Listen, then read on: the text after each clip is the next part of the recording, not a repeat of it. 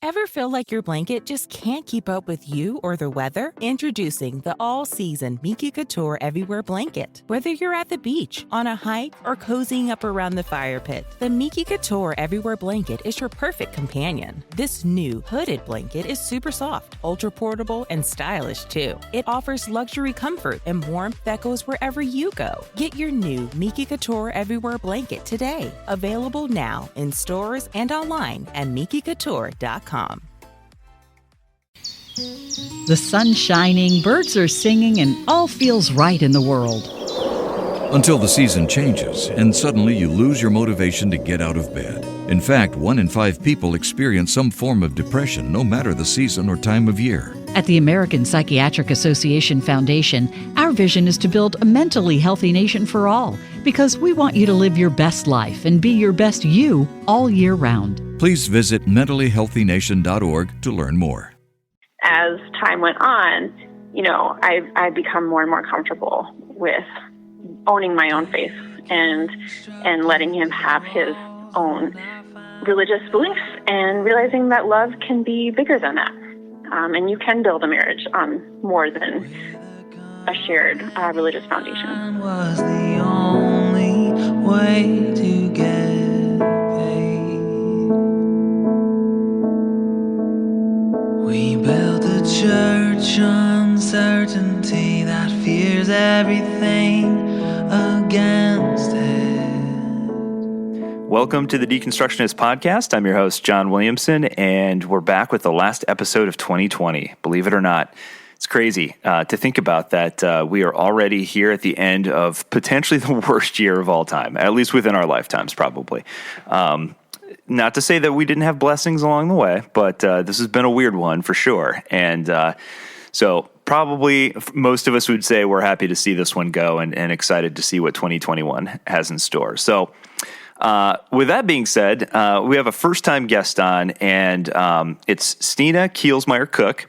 She's a writer from Minneapolis. She's also the managing editor of Bearings Online, a publication of the Collegeville Institute. And her writing has appeared in Image Journal, CT Women, Sojourners, The Other Journal, and the Christian Century. So she came on to talk about her new book, which is fantastic. Highly recommended. It's called Blessed Are the Nuns, Mixed Faith Marriage, and My Search for Spiritual Community. Now, the reason I was so excited about this particular book that she wrote is that we've gotten questions that this book addresses a lot over the years, and there aren't a ton of resources out there for this particular question, and that question is, what do you do and how do you navigate the tricky situation that potentially could arise within the context of a marriage or a relationship where one or the other person is going through a spiritual deconstruction and the other one is not? And so how do you navigate that? How do you balance that? And what does that look like? And so Stina went through this herself, she and her husband.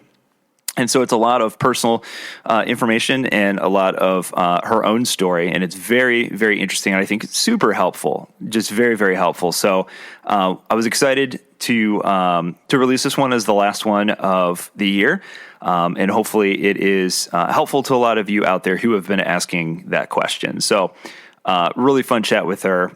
Great book. You can get it anywhere books are sold. So it's definitely widely available. With that being said, as always, just like general housekeeping stuff, we have a great band on this week, and by band I mean one person. Our good friend to the podcast, Clay, provided some new music. Now, Clay hasn't come out with new music in a while. Those of you who remember his former band, he was in a band called The Undeserving, and they broke up a while ago when the whole record label fiasco occurred, and record labels were just dumping bands right and left because they were losing money. Unfortunately, Clay's band was a victim of that, but Clay still releases music as a solo artist, and he's got some really cool stuff. Some of you were lucky enough to hear some of it. Those of you who were at our live show a couple years ago in Denver got a taste of it, got to hear it live before any of it was actually recorded. So there's a handful of people out there who have heard this stuff, but it's fantastic. A lot of it follows the theme of spiritual deconstruction and kind of self-critiquing the church from the inside. Really cool tunes. So there's one that we'll have featured on this episode, and then some of his older music if you're not familiar with him. But go out and support Clay. He is a starving artist, not starving, but support him if you can. And hopefully we'll see the rest of that EP coming out here in the beginning of 2021. So excited to hear that. But other than that, if you like what we're doing, if you want to support us from a financial perspective, consider becoming part of our Patreon family. We do have a cool Patreon. We've got one of our most popular, things. What do you call them? I don't know. Incentive packages. Yeah, there you go. Is our book club, where we send you a book every month. Could be a guest that we've had on the podcast. Could be something that we're personally reading, or something that we're really interested in that we think that you might like as well. So new book every month. We ship it out to you. We've got a number of other packages on there as well. You can find that through our website, www.thedeconstructionists.com. You can find that in our show notes as well. But links to the Patreon there, links to our social media, our blog is listed there under Journal, and a back catalog of all of our past episodes too. So if you want to go dig through that, you can, and you can hear our horrifying first episodes before we had a clue what we were doing. So, but be gentle. Maybe don't give us a review based off of our early episodes. Maybe wait till you get into the later ones here. But anyway, one of the biggest things you guys can do to help us get the word out, trying to get the good word out about the podcast to new people who maybe it might be useful for them, who maybe haven't heard of us before. Just telling a friend. Word of mouth is the biggest way that we've grown over the years, honestly. It's just by the kindness of people like you who are listening, who have suggested it to a friend or suggested to somebody who they thought it might be useful for. And also giving us 5-star review on iTunes helps us get exposure as well. And that's just a way to support us. That's super, super easy. So anyway, thank you guys so much for listening this year. We hope you enjoyed the guests that we had over the course of 2020. We've got a lot in store for 2021. As always, don't freak out if no new episodes come out in January. It's our usual month off where we stockpile and spend a lot of the weeks recording new material and try to get that up and running. And we'll be back in February with brand new stuff. And so we've got some really fun guests, some repeat guests, some brand new guests you've maybe not heard of or might not be familiar with. As always, we'll have a fun mixture of different guests coming on and stuff like that. So again, thank you guys so much. It is not lost on us that we are completely indebted to those of you who listen and support in whatever way that you can, and that just keep listening over the years. So really appreciate it. Love all of you, and all I can say is have a great Christmas, great New Year, and stay safe and healthy, and we'll get through this to 2021. So thanks, everybody, and without further ado, I can't do the freaking in the middle. Sorry, Bob, but she has 3 names. What are you going to do? That's the way it is. But anyway, without further ado, for our last episode of 2020, here's Stina Kielsmeier-Cook.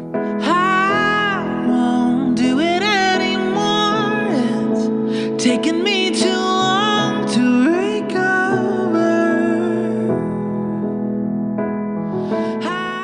Well, welcome to the podcast. This week we have on Stina Kielsmeier-Cook. Thank you so much for joining us tonight. Thank you for having me. Absolutely. So this was one of those situations where I have a relationship with a contact at your publisher, and they happen to send over a copy of your book, Blessed Are the Nuns, and it happens to be a book that's specifically about a question that we get a lot. So I was very excited to have you on to talk about it, and it is that question of mixed faith marriage. And what do you do specifically when you have a partnership? You've got a couple who are in a marriage, and one person perhaps is going through a spiritual deconstruction, maybe the other one isn't, or at the very least, they're in 2 different places. So I was very excited to have you on to talk about this. I think this is one of the only books I've ever seen that kind of covers the topic, and you are an excellent writer on top of that. So it's a fantastic book that I cannot recommend enough. But Thank you. You're welcome. Before we get into that, though, talk a little bit about your background. Like, what kind of sort of religious upbringing do you have, and what was that like? Yeah, well, thanks so much for saying all those nice things. It's great to be here. So my name is Stina. I'm a writer from Minneapolis, and let's see, so you're asking about the faith background growing up? Yeah. Were you raised in a particularly religious household, or what was that like? Yeah, so I grew up Presbyterian, so I grew up in the mainline church.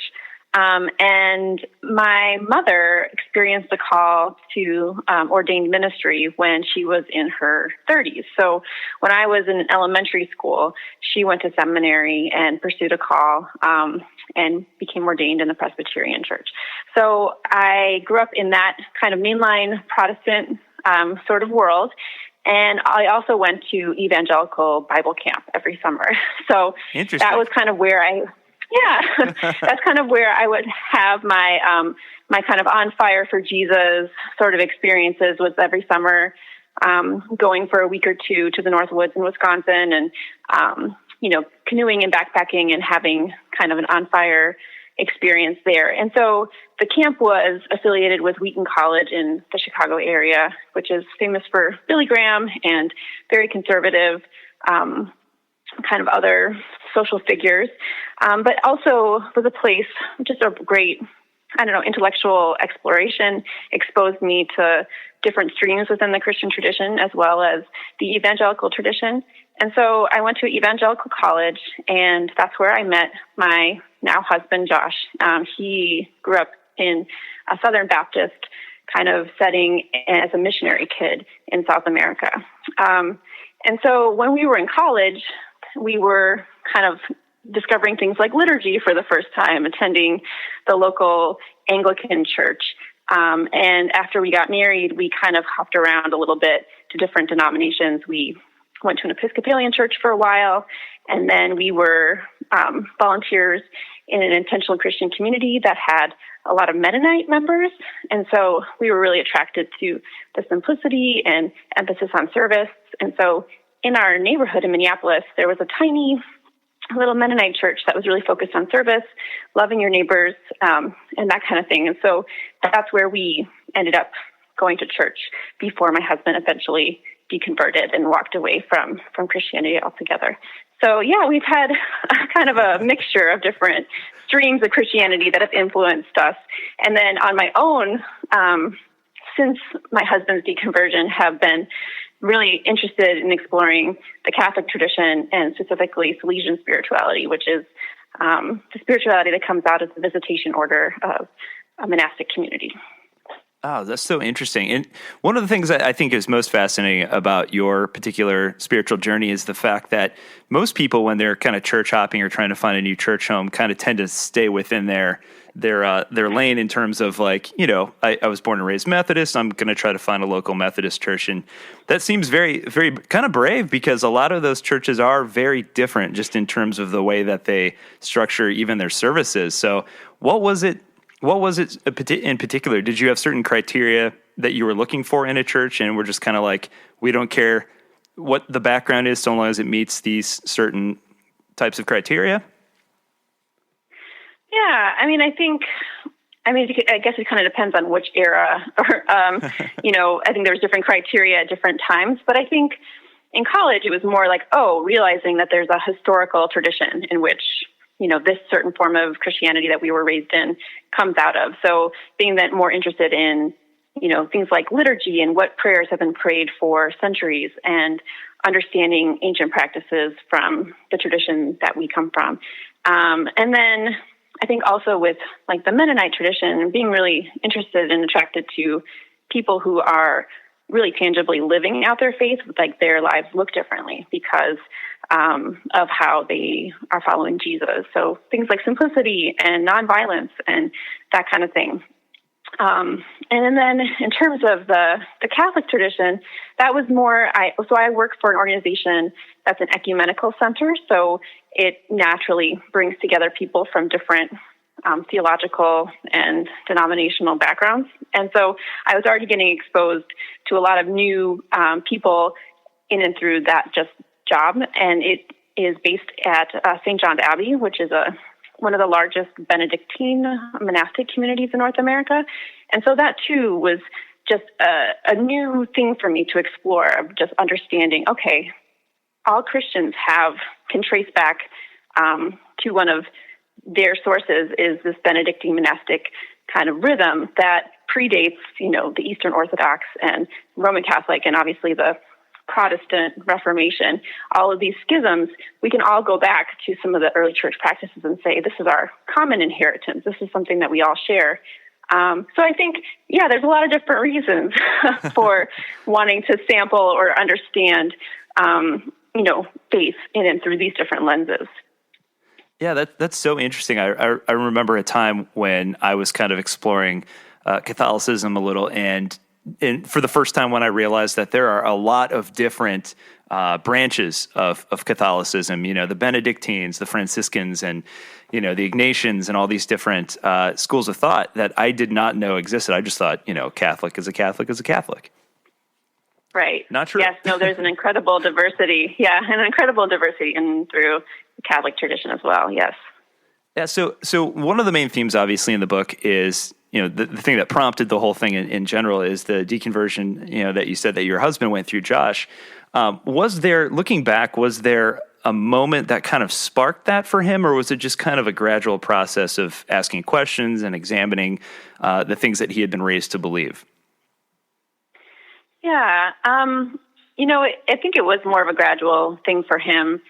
I try not to go too much into his story in the book because it is his story. And, when we were talking about, okay, could I write a book about our marriage? How would this look? I was really intentional about trying not to step in and speak for him and his experience because it is his story and it is his process. And so that's why I tend to focus more on my own spiritual journey in how, navigating my side of an interfaith marriage looks. But yeah, I think for him, he grew up in a missionary family and attended Christian schools his whole life. And so I think once we graduated from college and he went to graduate school, he's a scientist, so he was in a master's program. And just becoming friends with people who are outside of a very insular world, I think that was a big part of his deconstruction process. And then as someone who was raised with more biblical literalism and, this kind of emphasis on if you believe, these black and white kind of ways of understanding Scripture, then that's what it means to be a Christian. And I think when you get to a place where you're saying, well, I'm not so sure about this, or I don't know about this part of it, right belief was hammered down as being so much more of what it meant to be a Christian versus belonging to a specific community or being part of a certain or doing certain practices where, other traditions might have an emphasis on another kind of piece of what it means to belong to a faith community. I think when the belief part wasn't there, that made it so that he was like, I can't pretend anymore that this is resonating or this is what I think is true about the world. So he might tell it differently. I don't know. I'll have to ask him, but I think it was some combination of that.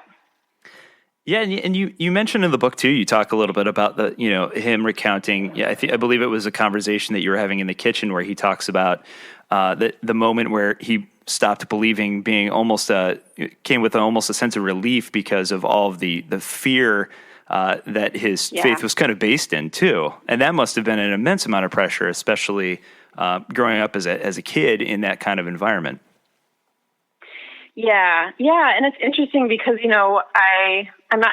I think there's a combination of the certain environment that he was raised in, but also his personality and how he reacted and responded to the theology, whereas other members of his family had a very different response to it. So I think for him though it was a very oppressive feeling, and a feeling of being afraid and feeling of always never measuring up and never being good enough. So when he talked about, shedding that notion of a God that was always kind of, I don't know, maybe out to get you or never thinking that you were enough, when he kind of describes those feelings or that orientation towards faith, I was like, I don't really believe in that God either. I think that my spirituality in the mainline church did talk about sin and about judgment, but it was much more focused on God's love and mercy and grace. And so I don't know. I'm not sure if it was a combination of, that specific theology and his personality or what have you. But I think, we all have to kind of look back at the stories that we were told and, as grown-ups, as an adults, and try to sort through, what was it that I was being told about who God is, and what parts did I latch onto, and for what reasons? And I think it's really complicated, right? Absolutely, yeah, and I think once you throw kids into the mix, and you're faced with the prospect of having to raise children, you start to have those very serious conversations about how was it relayed to us as children, and how do we want to convey those messages and those stories to our children, and it takes on a whole new complicated element to the situation. Definitely, yes. So one of the biggest things that I'm always interested in, because I went through a similar experience myself. While I was still married, I was kind of going through my own kind of deconstruction. Now, I probably came out slightly differently than Josh did, perhaps, but there was a moment where, I was standing in the kitchen. I remember talking to my then wife, and I said, I don't know what I believe right now, but I was adamant that I was going to research it to death and figure it out, which is absurd. But that was my approach. But I just remember her reaction and kind of, and of course, there's a lot of it I didn't know at the time that she kind of conveyed to me later. But speaking from the person who still had, this sense of faith, the sense of belief, that must have been a large amount of pressure on you. You've got someone that you love dearly, the person who's arguably the closest to you in the world, who suddenly just says, "I don't believe anymore." So, how did that impact your life of faith? Yeah, well, that is so much of what the story is about. I think for so long in our tradition, especially in the evangelical college we attended, I think I kind of absorbed, I don't know if it was secondhand or if they were overt messages, but where marriage was, you could only have a successful marriage if it was based in a mutual faith in God.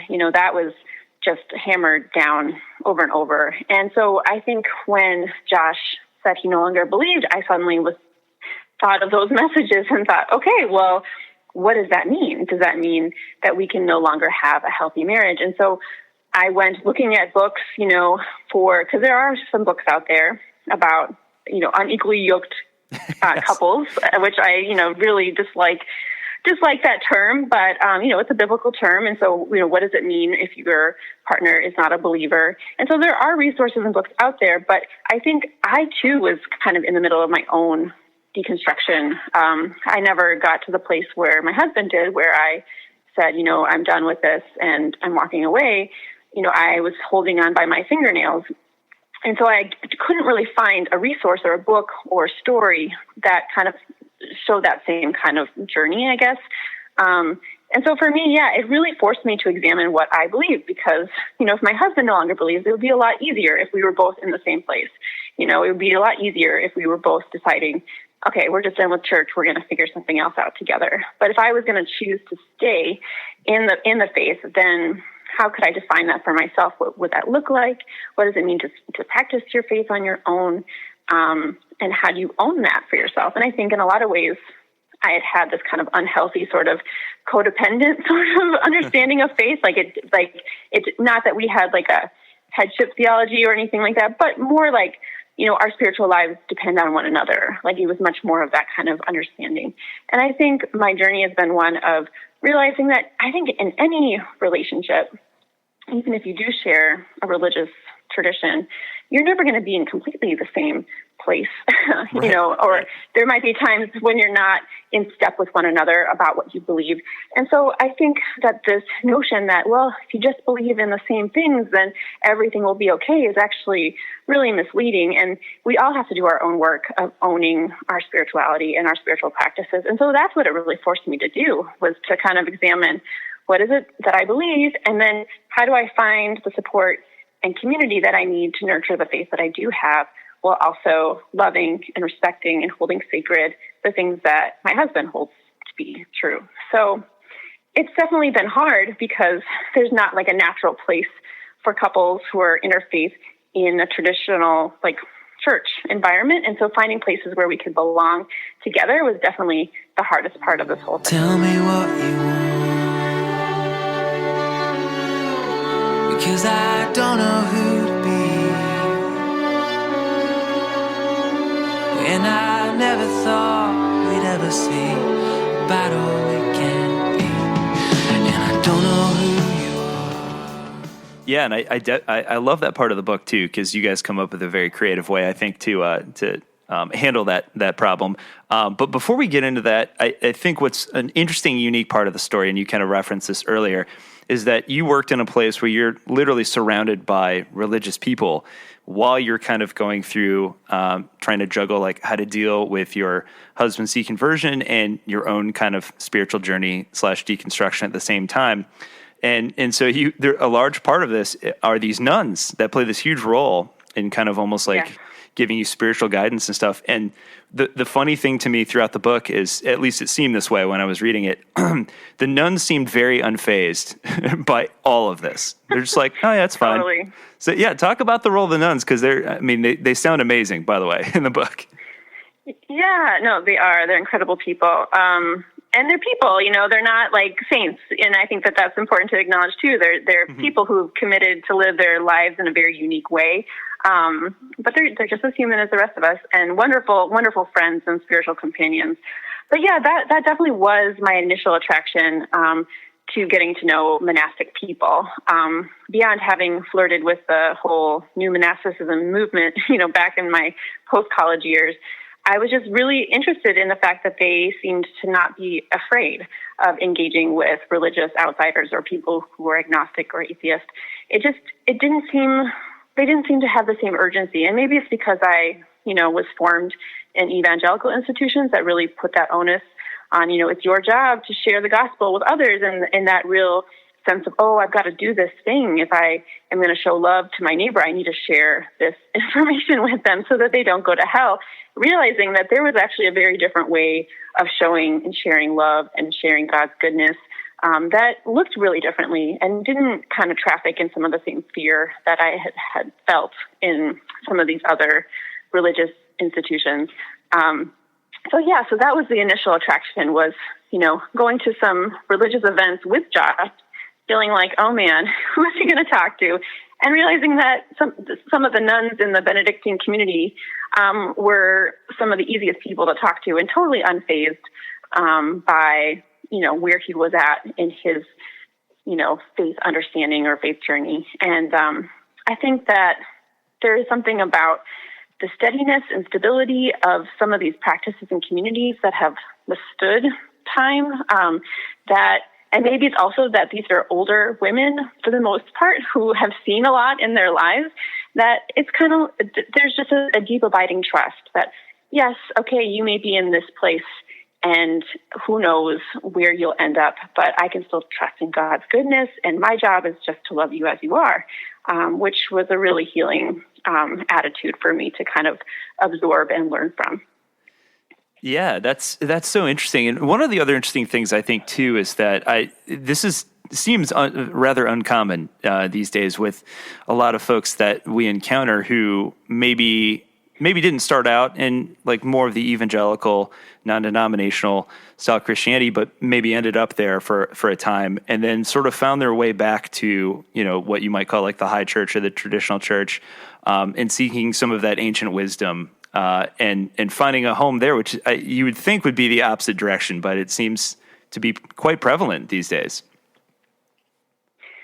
Yeah, I think that, maybe some of that ahistoricalness of being part of a non-denominational church or environment, or just, we just read the Bible and do what it says, realizing, well, there's a lot of ways that you could read this, and why do we look at it this way, or why do we understand it in this context? And I think as those questions pop up, and the Bible is not an easy document to read, it's not an easy text to understand. What does it mean to live out, what Jesus says in the Gospels? There's a lot of different ways communities have interpreted that over time. And so I do think there is just desire for connection and understanding of, even as our society has changed, there are some enduring truths that are here that community and tradition have interpreted, and maybe I don't have to completely filter this through my own individual self or my own little church community, maybe there's some other resources and wisdom to draw on.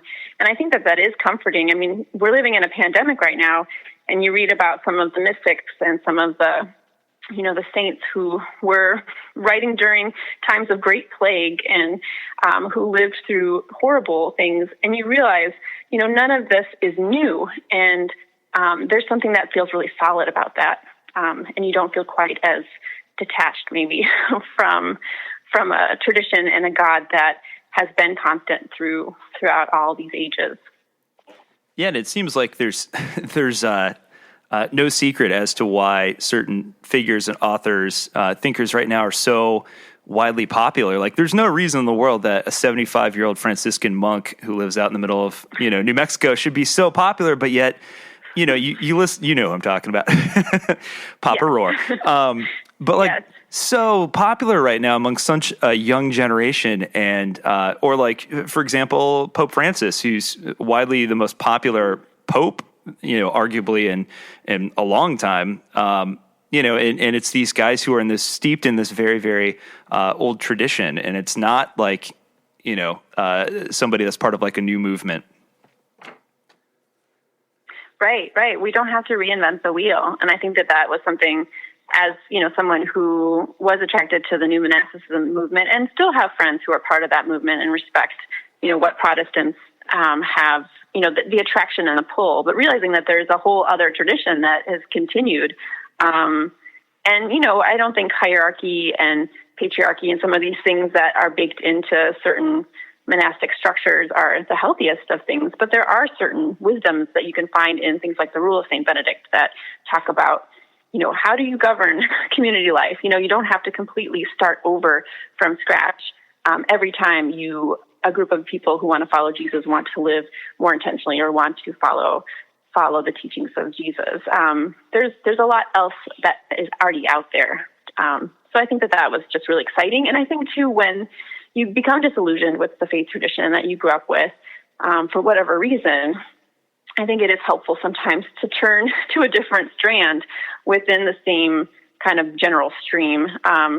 That's a mixed metaphor, but you know what I mean? Like, turn to a different expression of the Christian faith that can maybe help you look at some of these fundamental truths in a new light, or have a new, cast a new light on them, that can help you continue and persevere in times when it feels like, why am I still here? Why am I still doing this? Does this make sense anymore? And I think that those are real questions that a lot of my peers from my college too, in the years since we all graduated, have been grappling with. And it's been interesting just to see the different trajectories people take.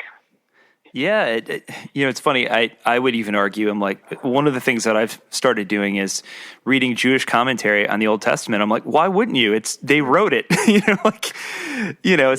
but it's refreshing just to get a different perspective and see things maybe in the verses that I've read a million times that I never saw before reading, rabbinical, literature. So yeah, totally agree. But one of the things in the book that I really liked, because I think there's a lot of power in naming something, and you came up with this term that you call spiritual singleness, and it really put a name to something that I had experienced. So talk about what you mean by that. Yeah, so it's funny because it's kind of this mystical experience in the book early on where I'm kind of having a monologue or talking to God. I'm not really sure if God's there, and I just have this phrase sort of deposited in my brain. I'm not sure if it's from the Holy Spirit or if it's just my subconscious coming up with something, remixing something from down below and popping it into my brain. But yeah, it was naming something that I think, even though I was, in a marriage that was a good one, where we supported each other, loved one another very much, parenting 2 little kids, realizing that I felt alone in trying to figure out what it means to follow Jesus when I can't share that with my partner. And I think a lot of churches are just set up for a nuclear family. The programming is kind of geared that way. when you kind of try to navigate that awkward fellowship hour service, it can feel uncomfortable, trying to be in that space if you are the only person in your marriage, the only partner there with your two little kids. And so I just was feeling very, very alone in that way. I think also too, because I was in a new church, so I didn't have a whole lot of pre-existing relationships to kind of fall back on. So I hear this term and I think, I wonder if this is part of my attraction to monastic communities as well, because these are people who take a vow of celibacy. They're intentionally choosing a lifestyle that doesn't include, a marriage partner or kids. And even though that isn't my life, maybe there was some kind of special kinship that I had to nuns or to female saints, most of whom were not married, who were living their lives for God without a partner. So that was kind of the initial draw and attraction to the term. And it doesn't really pan out the way I think it is, but it does take me to the monastery. It prompts me to keep going back to join this spiritual formation group that meets at the monastic community over the course of a year to learn a little bit more about the order, Salesian spirituality, and the two saints that founded the order. So, I'm curious to hear a little bit about your interest in that term or what you thought of when you read about it. Yeah, I think the first thing that comes to mind is the singleness part of it is just the solitude of being the one person who is kind of carrying the load, and like I directly connected it to being the one there with kids or a child at least, and having to kind of carry that on your own.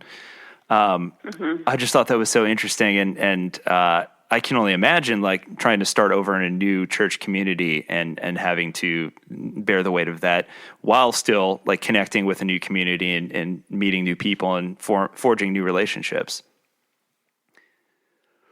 Yeah, I think there is a particular kind of loneliness. And I think, single people in the church have been saying this, divorced people, people who come outside of any kind of traditional nuclear family have been saying this for a long time, that churches can often be really lonely places. And one of the sisters that I get to know in the story, she had been a Baptist missionary in Asia for like 30 years before she became a Catholic nun. She's got a really interesting story. But she told me about, going to the Baptist churches in her home state of Texas and being put in groups called spares and pairs, where she was essentially compared to like a spare part, Yeah. And I think there really is that feeling of like, well, I don't quite fit here. Like, this isn't really made for me, where you realize when you look at, you look at Paul, you look at some of the gospel writings about singleness, and you realize actually the nuclear family isn't really all that biblical in the way that it's, written in the stories that are in the Bible. And so, why do our places of worship feel so alienating for people who are not there with a partner who shares the same faith as them or who are single? So, there can be a particular kind of loneliness in that, in trying to find community.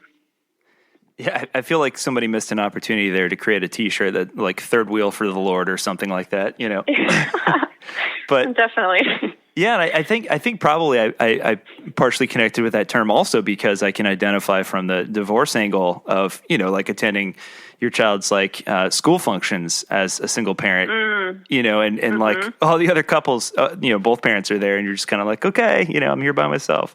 Right. But yeah, you're right. We churches by and large are not equipped to really handle those things in a helpful way, I should say. Right. Or it's more like, we need to fix this for you. We need to either, find somebody. It's a problem that needs to be fixed. And that was also the case with a lot of the unequally yoked books that I read, where it really was like, let's try to pray our partner back to faith. And there's nothing wrong with praying for your partner. Like, I'm all for that. But I think it does kind of give you this attitude of, okay, well, this is wrong. It needs to be right. Like this is inherently bad that you are in an interfaith relationship, and this is how it could get fixed. And of course, I think there's a lot of things that are easier about sharing a religious tradition with your partner, and I don't want to minimize the challenge and the struggle that can be there when you are not in the same place spiritually, but I don't think it's helpful to have that kind of lens where it's like, okay, it's on you now to be a missionary in your own home, and to fix this problem, because that's not respectful, I don't think. Keep going with that line of thought, because I think there's got to be a lot of pressure on somebody like your husband, who is probably surrounded by people who are believers, and so there's a lot of pressure to kind of conform to that, and probably a lot of pressure around him. Just even in thinking of, I'm sure he thought about it long before he uttered the words. And you even talk about a story at the very, very beginning of the book where he's having a heated conversation, we'll say, with his dad, and so there's pressure coming from a lot of different angles, I guess is what I'm getting at. So talk a little bit about that, and then talk about how supportive was your community in terms of his kind of transition to this non-belief, or whatever you want to call it. Yeah, I mean, it's hard. I mean, when you come from a really religious family and community, if you're the one who's suddenly making a break, that's just hard on everyone. And so I have empathy for everyone, and especially though for my husband. I'm his wife. I'm here to look out for him and his well-being, and so I just saw how much he struggled in doing this thing that he felt was, the truest thing that he could be doing in terms of being honest about, this is where I'm at. This is what I believe. This is no longer working for me. And I think it took a lot of bravery and courage. I think there's a lot of people who are not always honest with themselves about where they're at with their faith. And it was a risk, And so I think the fact that he, trusted me enough to be honest and trusted his family enough to be honest was something that I really respect and, honor in his journey. And yes, it's been hard for his family. I think it's been hard for me, but I think when I sit back and look at, the integrity that he displayed in being truthful, and recognizing, that this wasn't something that was, a force for good in his life, then it helps me to respect it and to honor that's his experience. And you can't negotiate someone else's experience, even if it's different than yours. Right.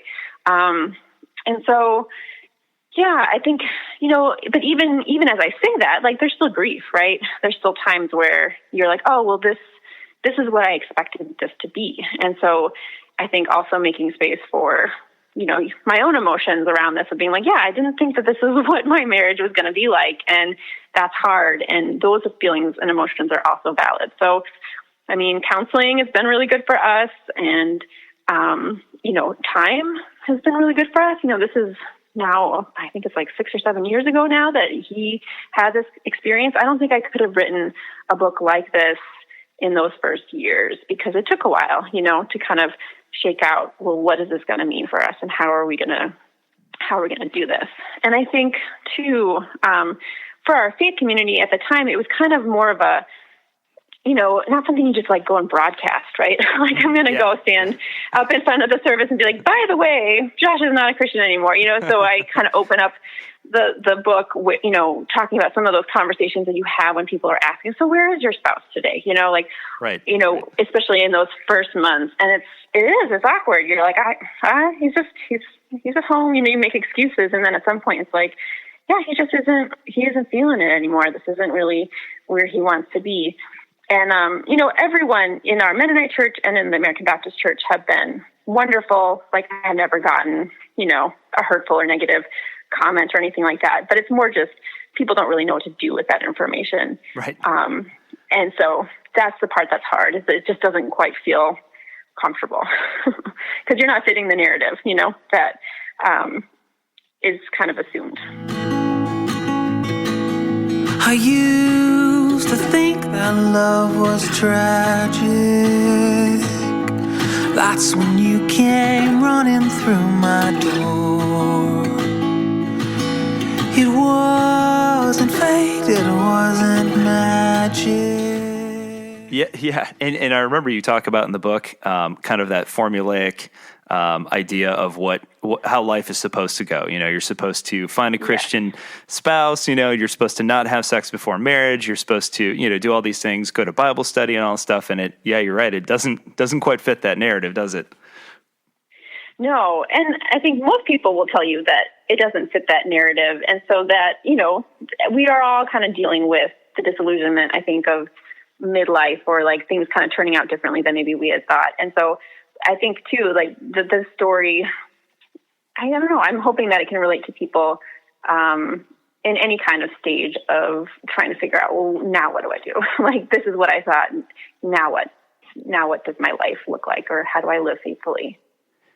Yeah. So talk a little. Do you recall your reaction when he first kind of had that conversation with you? Because I can recall having that conversation with my ex-wife, and I remember she said for months after that she would secretly pray for me, that I would kind of do an about face, and then eventually throughout the process, this podcast was birthed out of conversations with one of my dear friends who happened to be my pastor at the time, ironically. And wow. For me, it became a situation where, for the first time in my life, I took ownership over what I actually believed, and I actually sat down and say, all right, what do I believe, and why do I believe these things? And I'd never done any of the work myself, so I'm like, this, I wouldn't treat anything else in my life that's this important in this way. Like, I do more research on, the car that I'm going to buy, as Rohr says, I think, in one of his books, or somebody, I'm getting mixed up. But like, you know what I mean? It's like you do more research on other things than you do oftentimes on your belief system. You just kind of, as my buddy Adam used to say, belief by proxy. You just kind of, take it for granted that people are just giving you the answers and without questioning them. And so, like, do you remember your reaction, like when he first said that, and kind of what your response was? Yeah, well, so, I think I had said that, we were both kind of in a place of like not being totally sure where we were at. And so I thought, he was exploring some other faith traditions and reading different books on, Sufism. I don't know, he was reading widely. And I just was like, okay, we're still going to the church, but I've got questions too that I don't know how to answer. But then I think it was when he, told his dad that he wasn't a Christian anymore. And, hearing his dad's response and being like, well, having a response to that of, well, we need, what does that mean? I think that made it suddenly the public, whereas before it was like a conversation, or like we're talking about our doubts, and yet we're still, participating in the life of a faith community. And so, yeah, when he said that, I just was, I don't know. I think I had to deal with it for the first time, because it wasn't just a conversation between us. It was other people were hearing about it.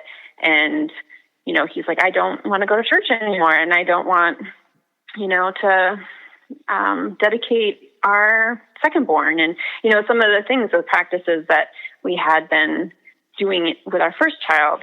So that felt like the big kind of line in the sand. And at that point, yeah, I mean, it's hard to remember, but I wrote a lot. I mean, that's a lot of how I process things, of just like, okay, well, now what? And feeling grief, feeling disconnection, feeling loss, mourning, what I had imagined life to be. I'm a big idealist. And so, just trying to sort through, okay, now what?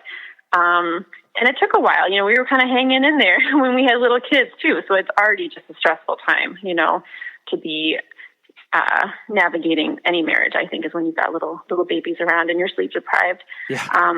But absolutely, for whatever reason, I just felt the strong compulsion just to keep going to church. Like, I wasn't doing a whole lot of like scripture reading or any other kind of spiritual practices, but I just really relied on my little congregation. And it wasn't that like the sermons were necessarily knocking it out of the park or anything, but it was just the quiet, faithful witness of the people who would show up every week.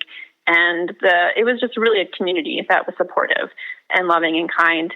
And so, yeah, I guess I can't really remember more than just that it was a time when I felt a lot of grief and we struggled. But we hung in there. And I don't know, just maybe it's that stubborn persistence. And gradually, as time went on, I've become more and more comfortable with owning my own faith and letting him have his own religious beliefs and realizing that love can be bigger than that. And you can build a marriage on more than a shared religious foundation. Yeah, that's a huge revelation. But before we move on, because I have another question about that actually, but talk a little bit about, because I think the children aspect of it is such a huge thing to navigate or to try to figure out, especially when, because there's plenty of, I think there's a lot of literature probably out there in terms of like, if I'm Christian and I marry a Jew, like how do you raise your kids Jewish or do you raise them Christian? Like there's stuff like that, but like there's probably not a lot out there that talks about what do you do if one of you is a believer and one of you is not. So like, was that a conscious conversation that you and your husband sat down and said, well, I'd like to still kind of raise our kids? Because you do talk about like Advent, I think is kind of one of the instances where you kind of brought forth some traditions and the kids were kind of like, oh, okay, So talk about that. What was that process? What did that look like? Yeah, well, I think it's kind of an ongoing conversation. I wouldn't say that we've like definitively decided, this is how it's going to be.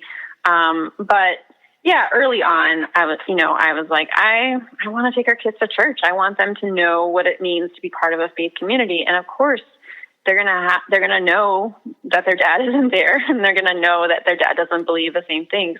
But I want to at least give them the opportunity to experience the same tradition, and to be part of that community and to learn about the Bible and all that kind of stuff. And so, Josh has been supportive of that, which has really been helpful. I think it would have been a lot harder if he was, felt more strongly about them not attending services or something like that. But, there have been times where we, what about vacation Bible school? Is that okay? Or what about, camp? Like I said earlier on, like I had a lot of my spiritual formation at some of these more traditional evangelical Bible camps kind of experiences. And, I think he feels more uncomfortable with that. So our kids are still young enough that we haven't really gotten to that age, at least for like sleepaway camp. So we haven't, had to cross that bridge, I guess. But it's kind of on a case-by-case basis. So things like Vacation Bible School, I'll talk to the children's pastor and say, okay, so tell me what's going on here this week. What are we talking about? And it's like, okay, we're talking about the fruits of the Spirit. We're going to memorize some verses about that. And it's games and, versus we're going to talk about nailing our sins to a cross and, burning our sins in paper like I did as a kid.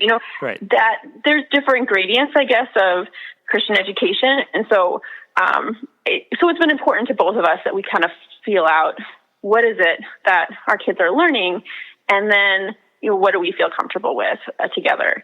So we've been able to kind of navigate that on a case-by-case basis. But I don't have any worry that our kids are not going to know that there's alternatives, right, to Christianity, because that's the reality of our home. And so I hope that through how we're able to love and respect one another and respect each other's different faiths or lack thereof, that hopefully that communicates and a healthy environment, and one that hopefully reflects the good parts about what it means to be a Christian too on my end.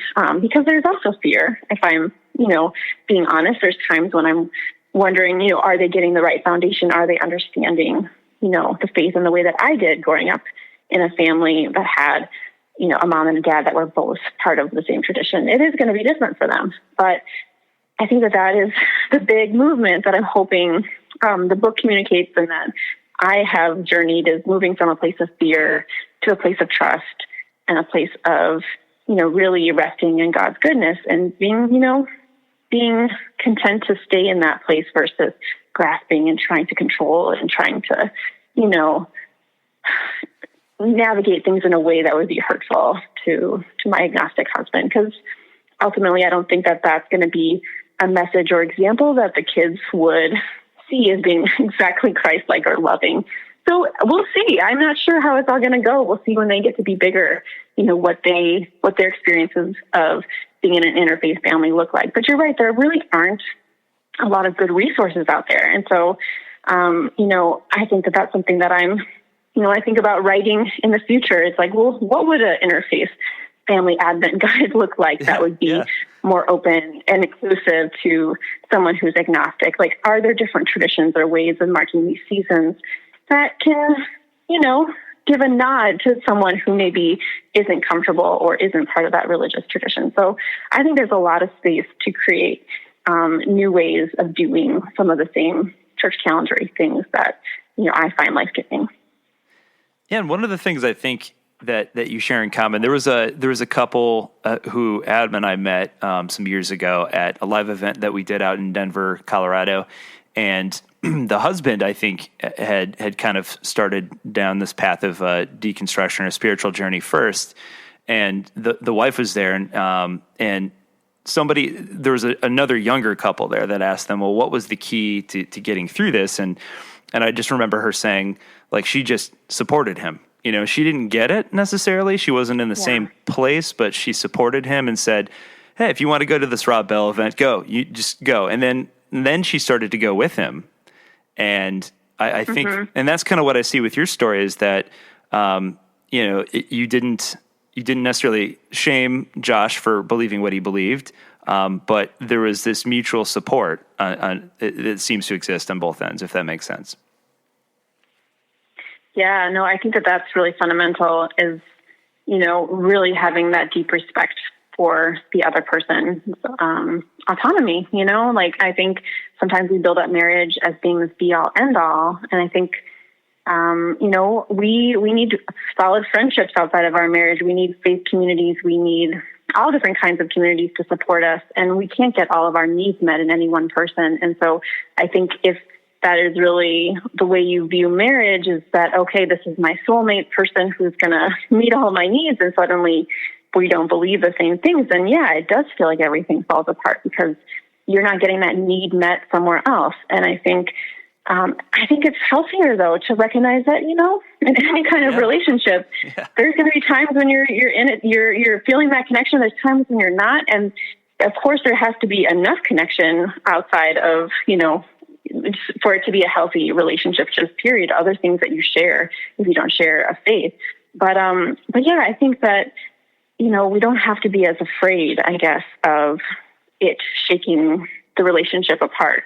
If suddenly our partner has some different, takes a different journey than maybe we've been on. But I think, there's also lines that can get crossed. I've talked to other couples where, sometimes those divisions get to be to a point where there's no coming back.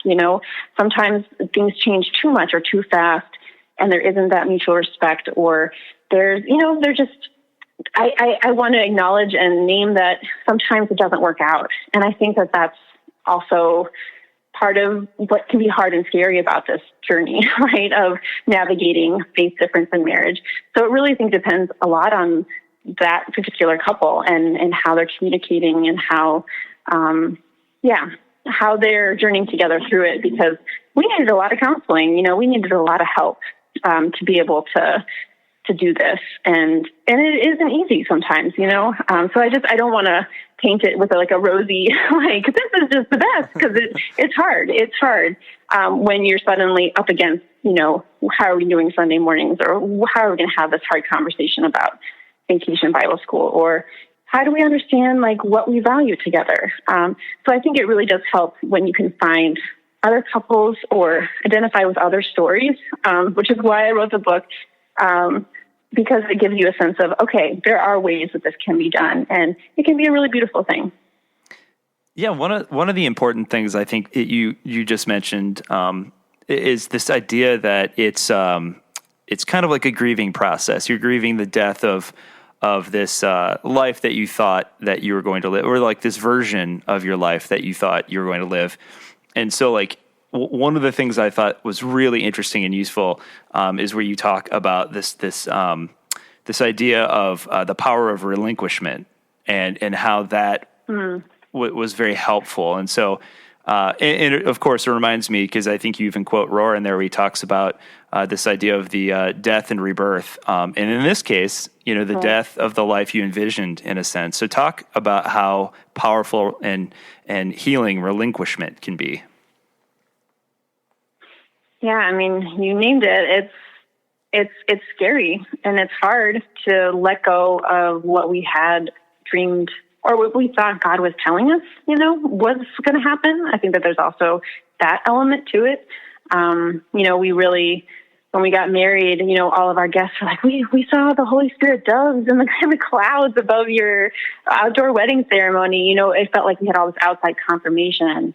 And so it's like, well, then what is my relationship to God now? Like, I feel like I had this idea or vision that I thought was from God. Now it's different, or now it's not the way I thought it was. How do I then process that disillusionment, right, with God, with my partner? And I think that is part of just getting older and being in more of like midlife, is just you have to let go of some of these ideas or ways of being that you thought life were going to be, because if you keep holding on to them, they just distort, right? Because they're no longer true, right? They're no longer the reality that you're in. And if you don't let go of them, there's no space for something new to come and be born. And I saw that a lot in the sisters as well. A lot of their monastic communities are contracting. If you look at how many sisters were joining monastic communities in the 1950s and 60s, pre-Vatican II, versus today, it's, an enormous contraction. And so a whole way of life is really dying out in certain areas. And I just see this phenomenal trust and faithfulness in continuing the lifestyle, the monastic lifestyle, continuing in acts of service, continuing to trust in God's goodness. That, maybe the form of the church that existed at one time is no longer going to be the way it is now. It doesn't mean that God isn't still good. It doesn't mean God still isn't working. But it takes a lot of trust, right? To be able to let go of things that are no longer alive in the way that they maybe once were.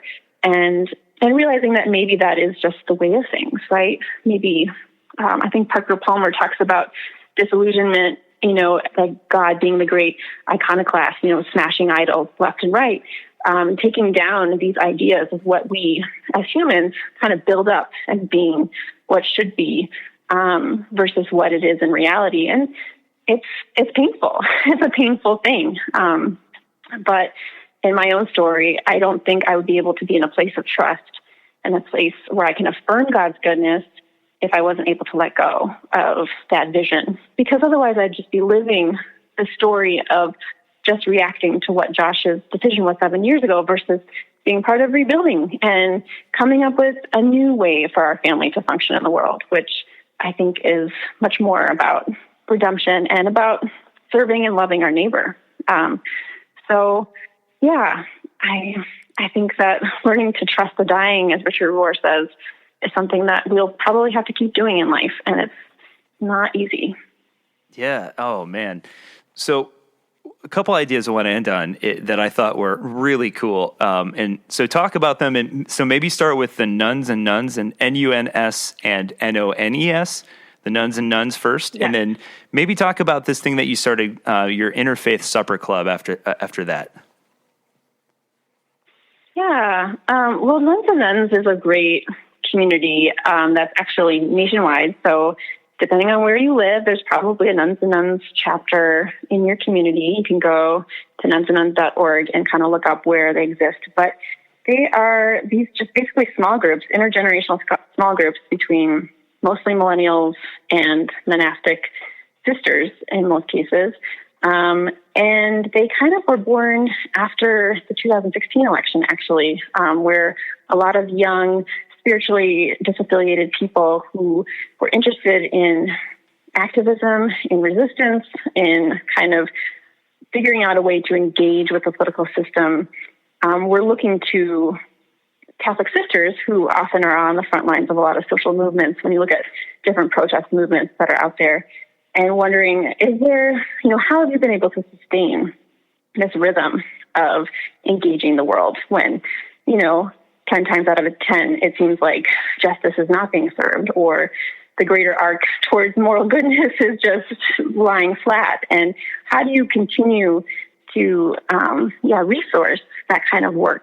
And so they started having conversations. This was I think this was at Harvard University that the first group started to meet and talk.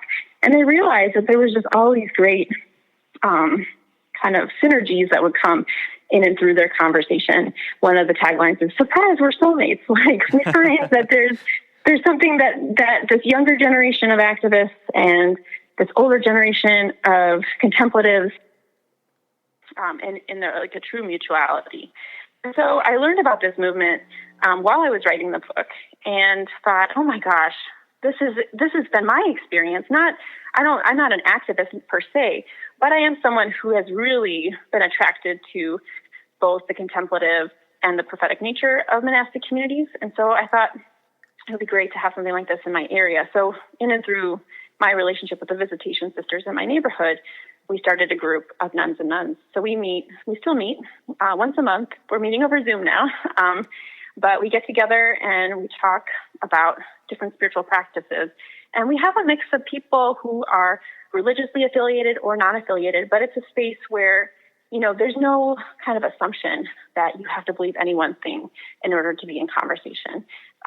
So everyone there is a seeker to some degree, although the Catholic sisters are obviously professed religious members of communities, but they also share in having questions and doubts. And so it's just been a really wonderful place, I think, for me, even though it's not a place that Josh and I share together. It's been a good place for me just to have conversations about my own faith and owning my own path. So yeah, check out Nuns and Nuns. They're awesome. And then you asked about Interfaith Supper Club. So yeah. Interfaith Supper Club kind of came out of this desire for finding a community where we could both belong. So I talked about how awkward it's been, at least initially, in a new church, kind of coming in when you are the only person in your marriage attending, with like single parent feeling, with little kids, trying to meet people and make connections. And what I realized was pretty soon after attending this American Baptist church was that there was another couple that we knew of, I didn't know of well, but who also was in an agnostic Christian marriage. And so it was actually Josh's idea, like, well, why don't we hang out with them? Like, they're in the same situation. Like, why don't we get together? Yeah. And at that time, it was the same time that our church was really pushing like small group ministries and stuff. And so they were putting a call out, like, if you have an idea for a small group, bring it forward. And so probably not quite what they meant. Yeah. I don't think they were expecting it, but to their credit, they've been so wonderful about it. So, so we got together and we said, well, what if we just put a call out and see if there's any other couples? Because it's not like we really knew. And it turned out there was like 3 other couples who were like, yes, we are navigating this dynamic in our marriage and we want to talk about it. So we started meeting, I guess it was like 1.5 years ago, almost 2 years ago now, once a month, and we get together and we share a meal, and we've gone through different things together. Like we did something called the Interfaith Family Journal together, but usually we just kind of get together and just talk. And a lot of times we'll talk about rituals in our interfaith homes, or things like how do we talk to our kids about XYZ. And it's just been a really generative place for us, a place where, we feel totally at home because we're represented in the demographic. And actually, it's been really cool. After publishing the book, my church has asked me to, I spoke at the first outdoor service that I attended this last month. They asked me to come and talk about the book, and they're going to do like a little outdoor book discussion featuring the different interfaith families that are in our small group, and trying to bring those stories kind of to the forefront of church conversation. So that's been really, really awesome, just to feel that welcome and that inclusion, because it doesn't always happen that these stories kind of come to the center. They're usually more on the fringes. So that's been really wonderful. Yeah, and how cool too, because I think the first thing that people feel the loss of is the loss of that church community, because oftentimes, like, I even remember the last church I attended regularly, the first thing that I started to miss was just my interaction with, the people that I had become friends with every single Sunday, or, the off weekdays, things. But so start your own. That's fantastic. I love that. And that made me think of one last question I had to ask you, just because I forgot, and I thought this was really neat in the book. You picked up this really cool prayer practice, I believe, and I'm probably going to mispronounce this, but examine, is that right? Yep, no, that's right.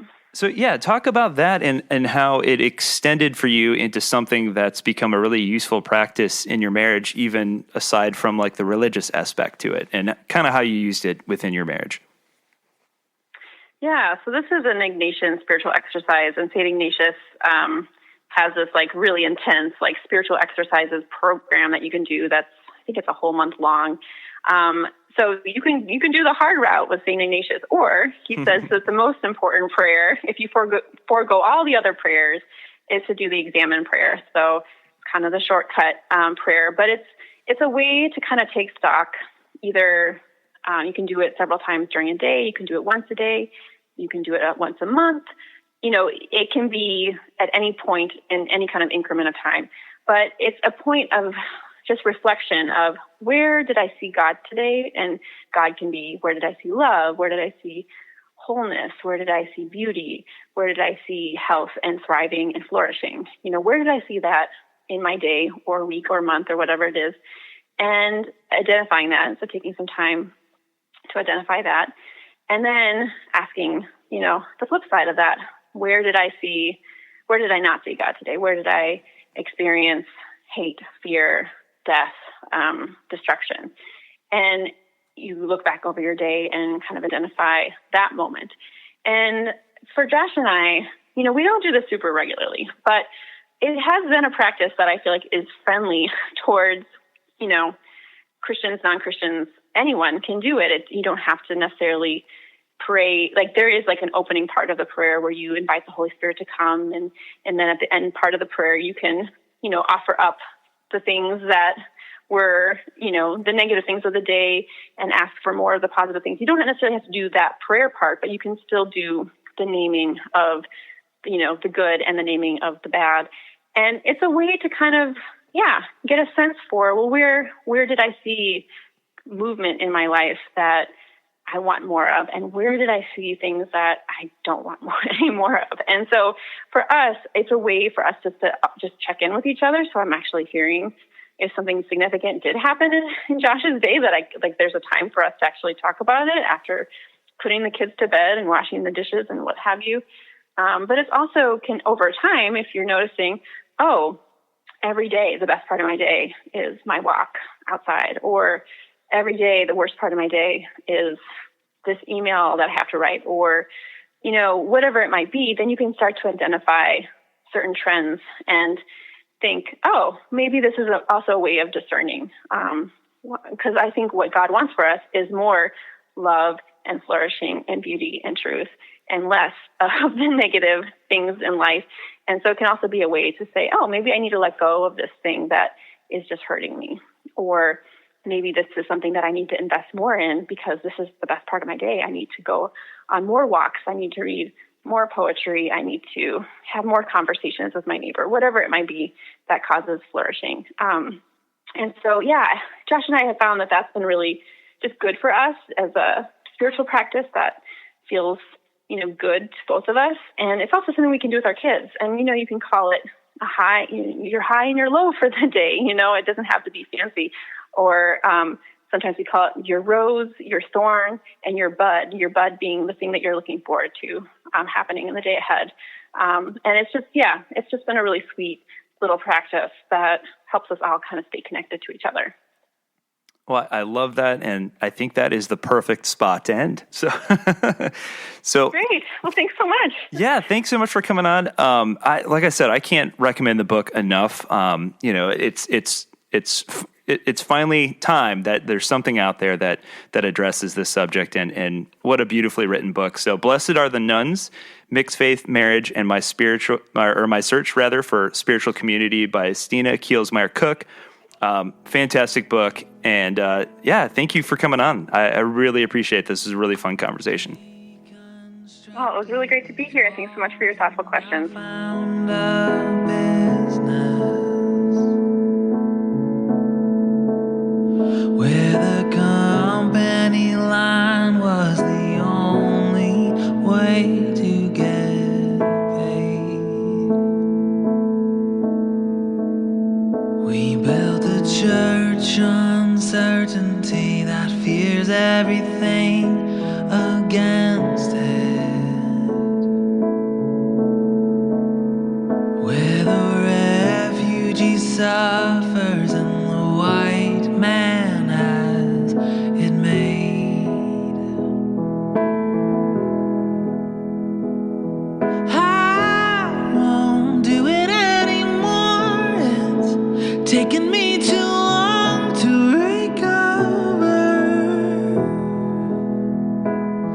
I'll go feed the sick and poor and try to help the world to recover.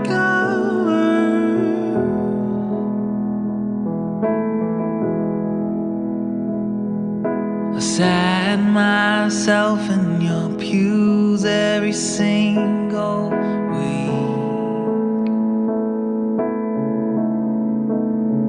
and I gave you my money so that you would tell me what to think. And I learned from a book that you had taken the heart out of.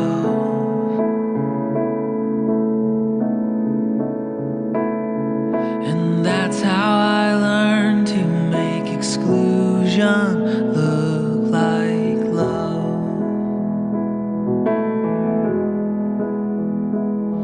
I won't do it anymore. It's taken me too long to recover. I'll go feed the sick and poor and try to help the world to recover.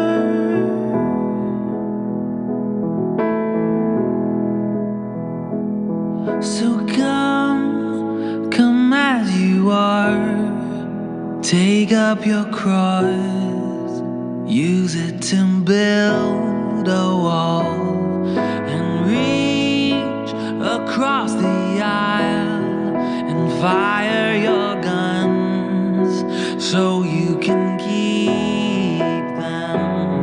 And love how you want.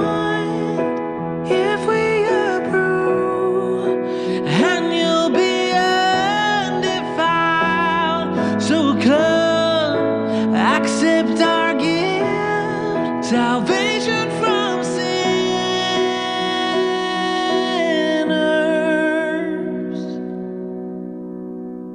I won't do it anymore. It's taken me too long to recover. I go feed the sick and poor and try to help the world to recover. I won't do it anymore. It's taken me too long to recover. I'll go feed the sick and poor and try to help the world to recover.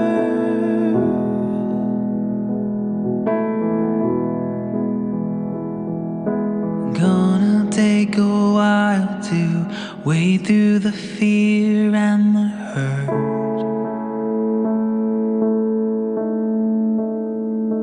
But I think there's a way for us to love and heal the world.